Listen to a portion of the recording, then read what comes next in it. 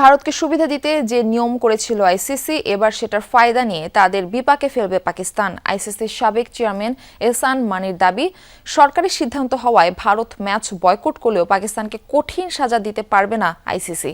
এদিকে ম্যাচ বয়কটের কথা আইসিসিকে পিসিবি না জানানোয় কার্যত আটকে আছে জয় শাহ, বলছে ভারতীয় গণমাধ্যম। পাকিস্তানের ভারত ম্যাচ বয়কটের ঘোষণার পর যেন ভূমিকম্পের মতো কেঁপে উঠেছে ভারতীয় ক্রীড়াঙ্গন।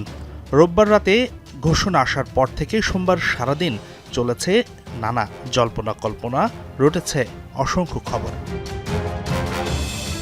আইসিসি পাকিস্তানকে কঠিন শাস্তি দেবে, কি করবে না করবে এমন নানা ফিরিস্তি এসেছে ভারতীয় গণমাধ্যমে।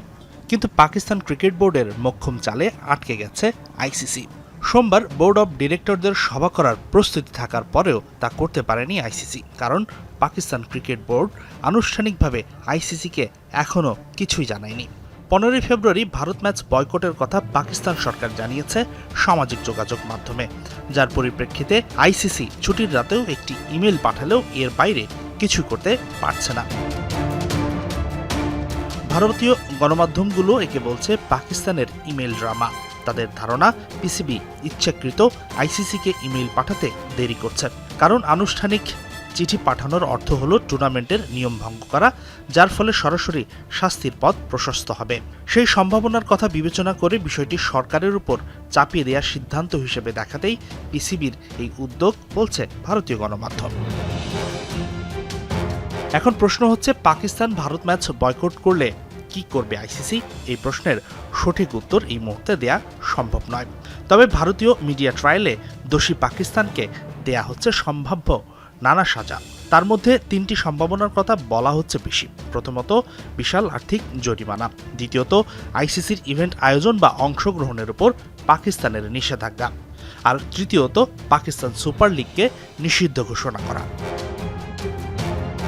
তবে পাকিস্তান ক্রিকেট বোর্ড ও আইসিসির সাবেক প্রধান এহসান মানি বলছেন, নিয়মের মারপ্যাচে আটকে পড়বে আইসিসি। 2003 থেকে 6 সাল পর্যন্ত আইসিসির চেয়ারম্যানের দায়িত্ব পালন করা মানি বলছেন, ভারতকে সুবিধা দিতে করা আইসিসির নিয়মের ফায়দা নেবে এবার পাকিস্তান ক্রিকেট বোর্ড। মানির যুক্তি, পাকিস্তান যদি প্রমাণ করতে পারে তাদের সরকার ভারতের বিরুদ্ধে ম্যাচ না খেলার আনুষ্ঠানিক নির্দেশ দিয়েছে, তবে আইসিসি তাদের শাস্তি দিতে পারবে না, কারণ আইসিসির সংবিধান তাদের সেই সুযোগ দেয়। ঠিক যেই নিয়ম ব্যবহার করে ভারত 2025 সালে চ্যাম্পিয়ন্স ট্রফি খেলতে যায়নি পাকিস্তানে।